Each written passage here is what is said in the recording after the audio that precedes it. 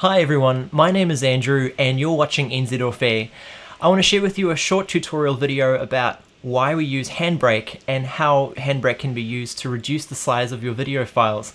I've been using Facebook groups with YouTube people for a while now, and this is a recurring topic that comes up, so I'd be glad to share with you my experiences of how Handbrake helps me to compress my videos at a very high quality still while uploading them at a reasonable speed on New Zealand internet on ADSL2.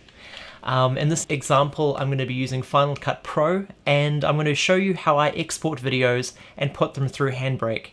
So let's say, for example, this is a video that I've edited to do with Burning Man, and what I want to do is export it now and upload it to Facebook.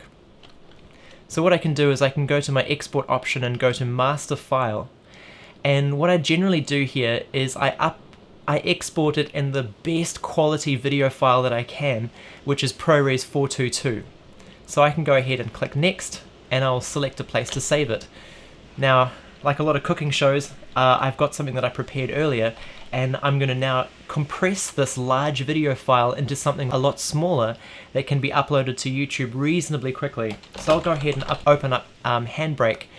Now, Handbrake is a piece of software which just allows you to compress your video files into different formats and into a various range of resolutions, and to deinterlace, and gives you a lot of really great options for basically making your files a lot smaller.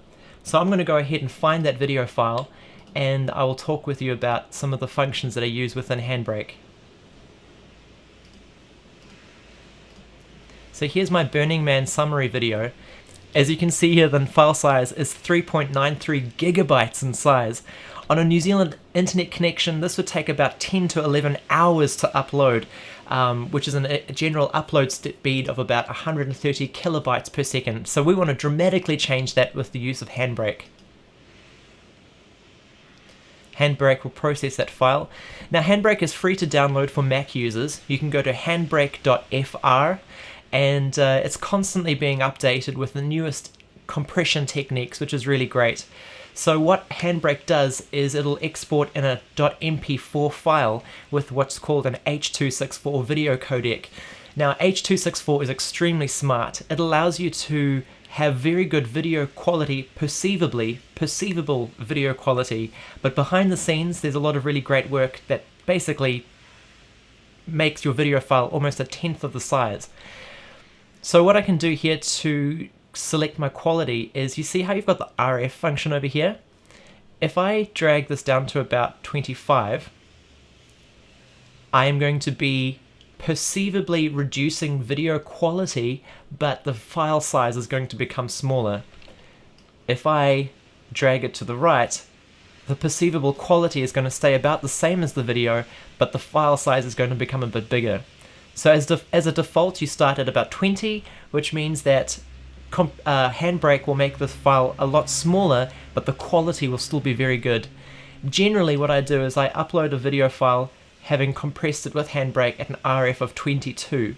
So this is the quality standard, which directly relates to the size of the file. There's a whole bunch of different compression techniques within Handbrake, and this is great. It's really easy. It gives you a slider, and it gives you a set of presets all the way from ultra fast to what's called placebo. So it starts off with very fast, and generally what I do is I let Handbrake spend longer compressing my video so that it can think about computing how to best compress the video into something that's small while having really good quality. So I set it at slower. Handbrake gives you a bunch of other cool features for reducing the resolution of your video as well. If I go to picture settings here, you can see I can set the resolution of my video here. So I'm going to do it full HD, 1920 by 1080, and likewise I can set some filters for it as well. And what this means by filters is basically reducing noise and removing interlacing from your video files if you have shot it in 50i or 60i, for example. There's also a handy preview window, and it can also do some live previewing for you on your behalf, so you can see 15 seconds of your video and see whether it looks okay to you.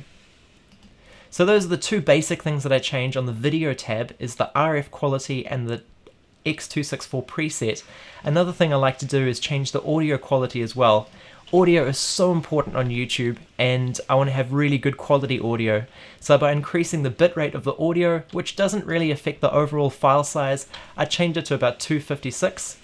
And then I finally set where I'd like the video file to be saved. So for this instance, I'm just going to plop it onto the desktop, hit save, and go start. Now, because I've set Handbrake to use a different X264 preset as slower, using this notch over here, it's going to take a little while, and the app suggests that it's going to take more than 8 minutes.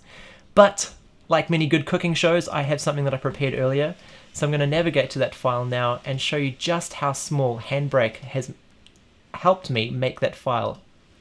Here's the original, 3.93 gigabytes, and the output is 320 megabytes. Now that is something that will take me an hour to upload as opposed to 10 to 11 hours. So that is how Handbrake works. I'd love to show you a small segment of this video just so you can see perceivably the quality is great, but the file size is a lot smaller.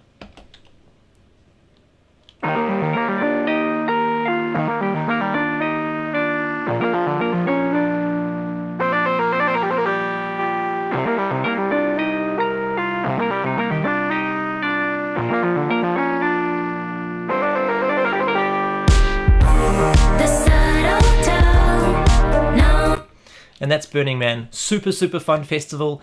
Thank you so much for watching this short tutorial. I hope it helps you out, and if you have any questions, feel free to ask questions in the comments down below. Let me know if you'd like to see any other tutorial videos come out, because the purpose of NZOffAir as well is to share with you some training resources, and I hope we can start the ball rolling here. Thank you so much for watching. I hope you have a great afternoon. Bye bye.